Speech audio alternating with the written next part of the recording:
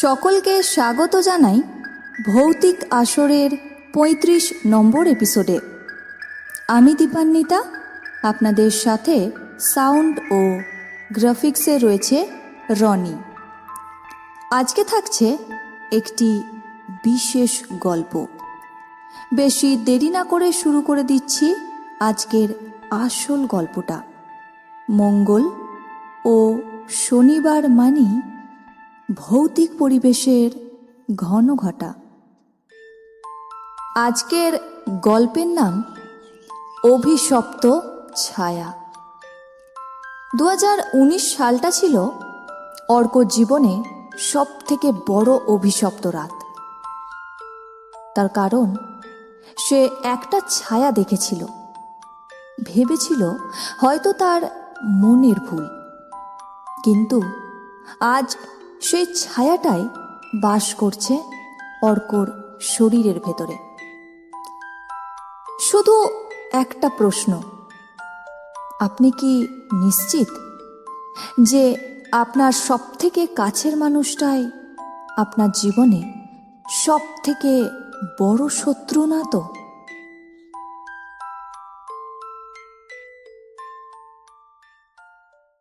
পশ্চিমবঙ্গের নদিয়ার এক প্রত্যন্ত গ্রাম শিবপুর, আর সেখানেই বাড়ি হচ্ছে অর্ক মৈত্রের।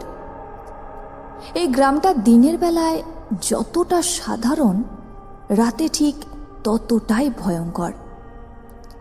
সূর্য ডোবার পর এখানে বাতাসও যেন ভারী হয়ে পড়ে।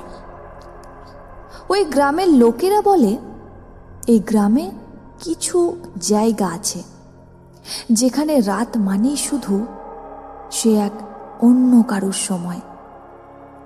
কিন্তু অর্ক যে খুব একটা ভূতে বিশ্বাস করত তা নয়। তবে তার বিশ্বাস না করেও উপায় ছিল না, কারণ সেই দিনের রাতের পর অর্ক একটা জীবন্ত লাশ হয়ে বেঁচেছিল। সেই রাতটা ছিল তার জীবনে সব থেকে বড় অভিশাপ। সালটা ছিল ২০১৯ জানুয়ারি মাস। কনকনে ঠান্ডা, কুয়াশা যেন পুরো পৃথিবীটাকে গিলে খাচ্ছে। অর্কর সব থেকে কাছের বন্ধু ঋত্বিক সেন, সে থাকে শহরে। কিছুদিন ছুটিতে এসেছে সে গ্রামে। তাই তারা ঠিক করলো রাতে ক্রিকেট টুর্নামেন্ট আয়োজন করলো। যে মাঠে তারা খেলার আয়োজন করেছিল সেই মাঠটা ছিল গ্রামের একদম শেষ প্রান্তে। একটা পুরনো শ্মশান, ভাঙা চিতা আর আধ ভাঙা সমাধি, আর কিছু কিছু জায়গায় মানুষের হাড় পড়ে আছে। গ্রামের বয়স্করা বলতো ওই জায়গায় রাতে যদি কেউ একা যায় তাহলে সে আর নিজের মধ্যে থাকে না। কিন্তু অর্ক সেটা বিশ্বাস করেনি। অর্কর সাথে যেদিন ঘটনাটা ঘটে সেদিন আকাশে আরো ঘন কুয়াশা জমেছিল, চারিদিক যেন ধোঁয়া জমে গেছে। রাত সেদিন খুব বেশি না, 10টা হবে। অর্ক আর তার বন্ধু পাশাপাশি বসে শ্মশানের সেই পাশের মাঠটায় গল্প করছিল। তার পরের দিনের ক্রিকেট খেলার পরিকল্পনা করছিল তারা।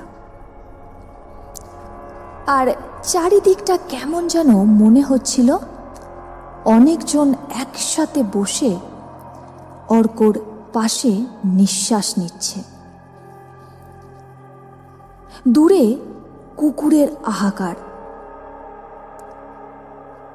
হঠাৎ করে অর্কর আবার মনে হলো যেন কেউ তার দিকে তাকিয়ে কাঁদছে।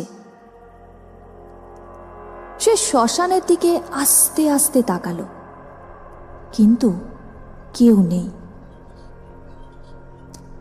কিছুক্ষণ পর সে যখন বাড়ি ফিরছিল তার পেছনে পেছনে একটা ছায়া আসছিল, কিন্তু অর্ক বুঝতে পারেনি। ঠিক তারপর থেকেই অর্কর জীবন পাল্টে যায়। পরের দিন থেকে অর্কর শরীর অদ্ভুত ভারী হতে শুরু করলো। মনে হচ্ছিল কেউ তার মাথার উপরে বসে ভার সৃষ্টি করছে।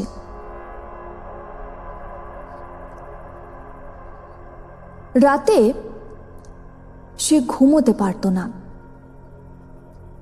একদিন দুপুরে আবার সেই জায়গায় যায়, সেই মাঠে। সেখানে সে একা বসেছিল। কিছুক্ষণ পর সে লক্ষ্য করে একটা ছায়া তার পাশে বসে আছে। অর্ক খুব ভয় পেয়ে যায়। সে উঠে দাঁড়াতে চাইলেও পারে না, তার পা মাটিতে আটকে গেছে। তারপর সব অন্ধকার। যখন অর্কর জ্ঞান ফিরল তখন অনেকটাই রাত হয়ে গেছে। আর তখনই প্রথমবার অর্ক শুনল কেউ তার নাম ধরে ডাকছে। এরপর অর্কর সাথে ঘটে আরও অনেক ঘটনা। সে দেখে একটা মানুষ, যার মুখ আছে কিন্তু চোখগুলো আধ খাওয়া, রক্ত পড়ছে। আর সে শুধু বলছে, তোমাকে ডাকা হয়েছে। একদিন সন্ধ্যের দিক করে আমি আর আমার বন্ধু ঋত্বিক ঘুরতে গেলাম নদীর ধারে। বাড়ি ফেরার পথে পুরনো তেঁতুল গাছের নিচে পৌঁছাতেই অর্কর শরীরটা খারাপ হতে শুরু করলো। সে অনুভব করল গাছটার নিচে তার সাথে আরও অনেকজন আছে, কিন্তু তাদের দেখা যাচ্ছে না। কিছুক্ষণ পর অর্ক লক্ষ্য করে একটা ছায়া, যার পরনে রয়েছে সাদা ধুতি, কিন্তু কাপড়টা একটুও নড়ছে না।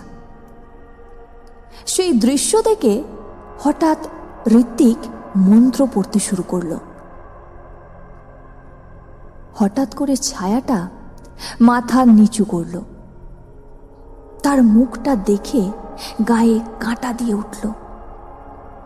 অর্ক দেখল মুখটা ক্ষত বিক্ষত হয়ে পচে গেছে। ছায়াটা তাদের কাছে আসতেই তারা দুজন ছুটে চলে গেল।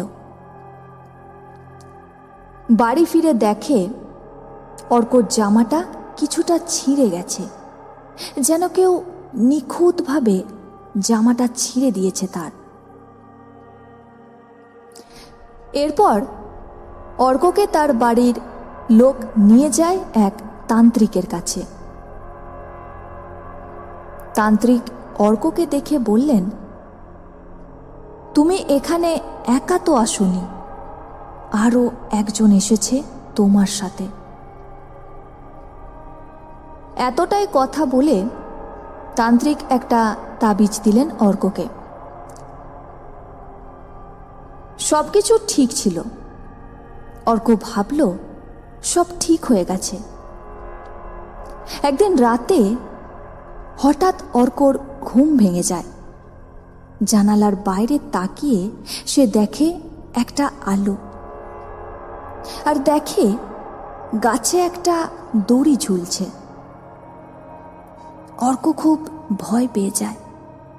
সে তবু সাহস করে ওই দড়িটার সামনে যায় আর হাত দিয়ে দেখে যে সেটা সত্যি নাকি মিথ্যে। সে তারপর আর নিজের মধ্যে ছিল না।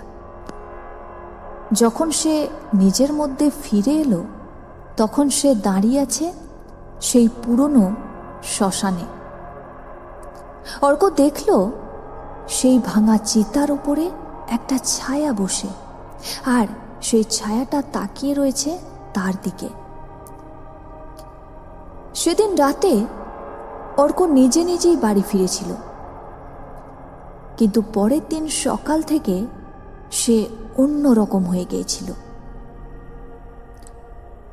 তারপর ডাকা হয় সেই তান্ত্রিককে। তিনি বললেন, এটা তন্ত্র, আর এটা করেছে অর্কর কাছের কেউ।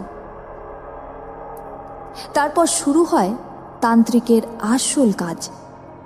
ঘরের চারপাশে অদ্ভুত চিহ্ন, মোমবাতির আলো কাঁপছে।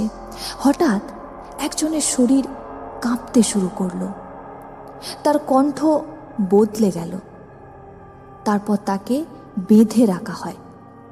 ধীরে ধীরে প্রাণ নেওয়ার জন্য মাটি খুঁড়ে একটা পুতুল বার করা হয়। সেই পুতুলের গায়ে ছিল অর্কর জামা, আর তাতে অসংখ্য ছুঁচ ফোটানো রয়েছে।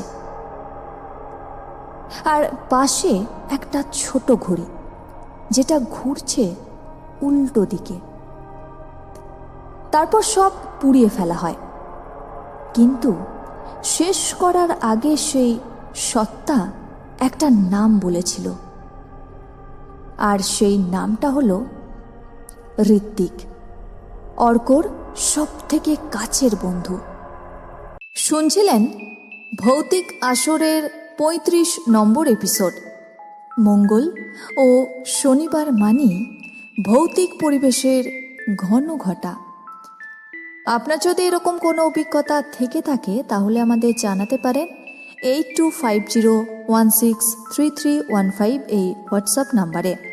আর গল্প ভালো লাগলে অবশ্যই লাইক ও একটি কমেন্ট করে জানিয়ে দিন কেমন লাগলো। আর সাবস্ক্রাইব করতে ভুলবেন না, আপনাদের সাপোর্ট একান্ত কাম্য।